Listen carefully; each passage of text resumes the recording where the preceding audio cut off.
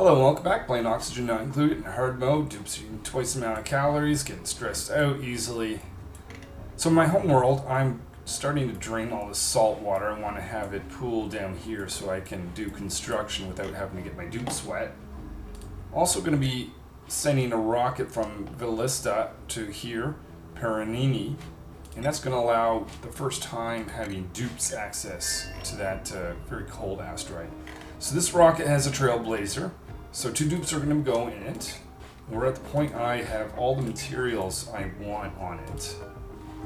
I'll get some algae for them to breathe. I still have this bin that is floating out in space, but that's fine. I'm going to put a fridge in here, load it with a bunch of calories, and I think we're ready to go. So the two dupes are getting on. I'm going to choose my location. That's just going to be at the edge of this asteroid. Just enough to be able to send a trailblazer down. So let me double check. This is going to be 2 either way. Okay, excellent.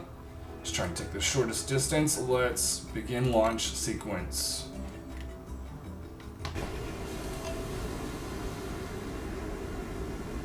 So those two dupes are on their way. They have a trailblazer. One of them's going to go down, one that's not a pilot. And it'll be 0.4 cycles until they're there. So the two dupes have arrived. Now I'm going to choose which one of them is going to go down. It's going to be Miner. Just going to check their schedule to make sure they're not about to go to sleep. That's Miner. We're good in that aspect. So let's deploy them.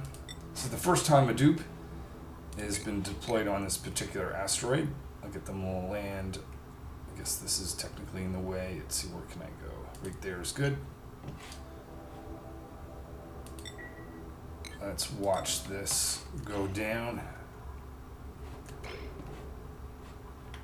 So this now allows me to dig through granite, since Miner has that ability. The rover that was here earlier did not have that ability. So they're able to cut through this. Let's also make this the priority.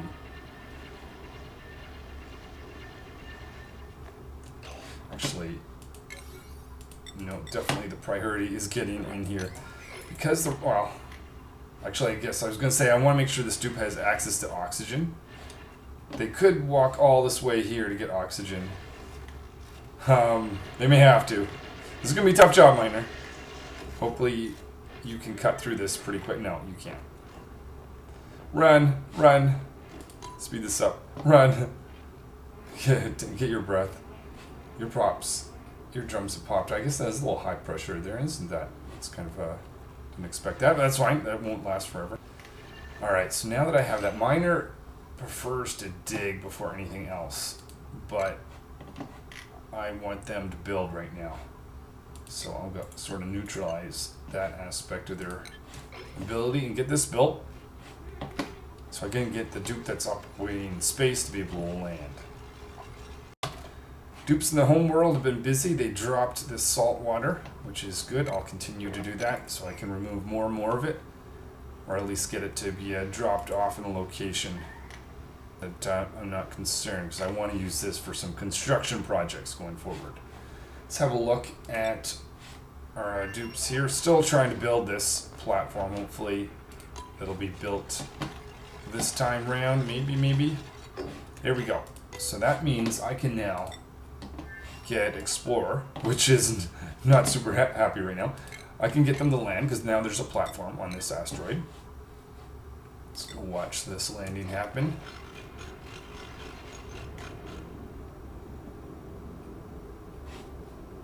They're able to get down. Excellent.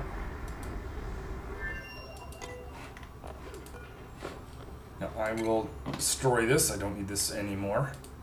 And inside here, it's a very cold asteroid, so I have some warm sweaters for these two dupes. Explorer, you get one, and Miner, you'll get one as well. That'll just keep the dupes a little bit warmer. Probably the first task I will have for them is to do some mopping up, because there's lots of liquid around. If I can get them to turn this into a room as well, that's going to make it a great hall. So finally at a point where I decided to take on another dupe. We call this one Artist. They like to decorate. They're also interested in piloting and wouldn't mind having more pilots once I've got more Rebel rockets, or once I get set up to that point. So welcome to the team, Artist. I'm going to give you one of these snazzy suits, and I'll even create a few more. So the two dupes have been working pretty hard. They have mopped up a lot of the water that was around. They've got some mealwood growing. They're going to have to do something about stress. So most important thing, let's put carpets here and here. And just dig in an area so that I can get a nature reserve set up over here. Get rid of that little guy, get back some metal ore. We'll see what we can do in terms of keeping stress down. This is far too cold to plant anything at this point. Won't bother doing that just yet. So the dupes here now have a nature reserve. Still don't have a great haul. Need to up the temperature. And they've been expanding the amount of food that they're growing. So I found it near the polluted water. That's about 15 degrees. So it's warm enough to grow stuff. That's not going to last. But I get to get this machine on the liquid tempedizer. I'm just waiting for some more solar panels, or specifically these wires here, to be constructed. So what I've done, I've got heavy watt wires around here. I've got a transformer that's going to send the power from the solar panels into this. I'll have another transformer out for hydrogen. That's going to be later, but I want to plug this in pretty soon. Just waiting for these few wires to be created. So it's now time to turn on the liquid tempedizer. Let's plug it in. Got the setting here, and it says if temperature is below, let's do 25 degrees, and that runs. We'll see this general base warm up a bit. So notice the dupes are looking for something to do. Let's get them busy. Colony achievement is earned. Let's go take a look. And nowhere to go. Have 8 dupes wear non-default clothing simultaneously. Alright. So the base here is looking decent. One of the issues is food, because we're slowly cooling off. So I've got this area here which is maintaining its temperature, but the issue is that's not spreading that quickly to the rest of the base, particularly the mealwood that needs to stay above 10 degrees. So what I'm doing is I'm putting some polluted water into this thing, and I'm just going to have this cycle from the hot area to initially just going to be the 2 food areas, but in time I'll have this to encompass the entire base. While the dupes are waiting for that to load, we might as well do a little bit of insulation. I'll start down here. That's just going to prevent all the coldness from getting up to the actual food production in the living area. So back in the home world, I've been working on this system here, a set of ammo suits that's going to go over here. And when dupes get over in this area, this eventually is going to become a big vacuum area up and down to the top of my base. So I'm going to dig this out right here, exposing this to space, allowing the oxygen, all that to breathe out.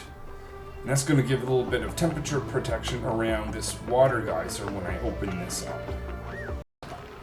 So now I have a circuit of water making its way, or polluted water actually. So that is going through this area and then going all over the different base, so taking the temperature heat from here. Only thing I just realized, it probably should have this interacting with the heat area and radiator pipe, so maybe I'll add that now. Dupe's probably not going to like working in this area, but it's just going to be a little bit dupes, a little bit of work, and then we'll take this heat and share that with the rest of the base and eating or the farming area. In the home world, I'm expanding out this vacuum area because I want to surround this really hot water geyser so I can pour the water out without that affecting the temperature of the base. So it's going to take a while for this area to become a vacuum. That's why I'm essentially pushing this out a little bit. So in the home world, I've been extending the vacuum area over here. Now I'm able to easily create a vacuum just by destroying all these tiles.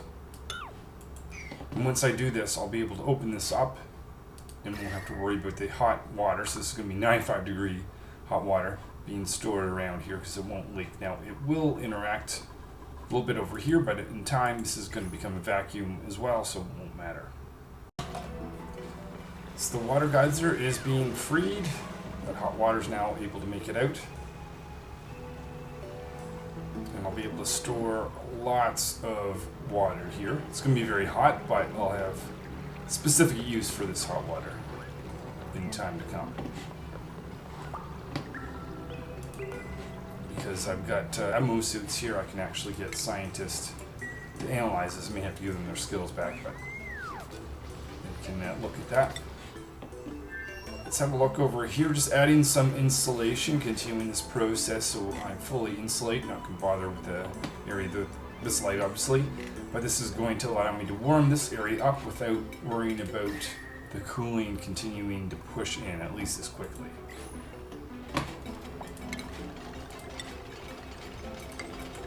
Up the temperature, I have this set to 25, go up to 28 at this point.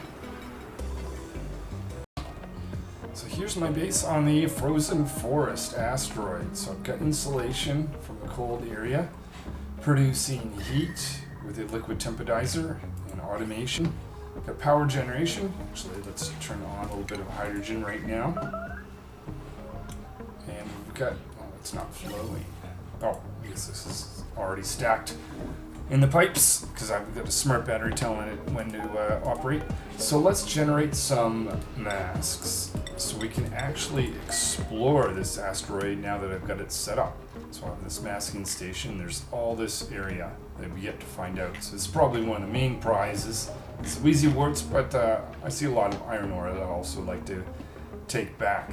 Still not warm enough to put in a plant here, but that will warm up in time. Let's just finish off by looking at the project my dupes have done over on this asteroid. Now I have this water geyser that's able to leak.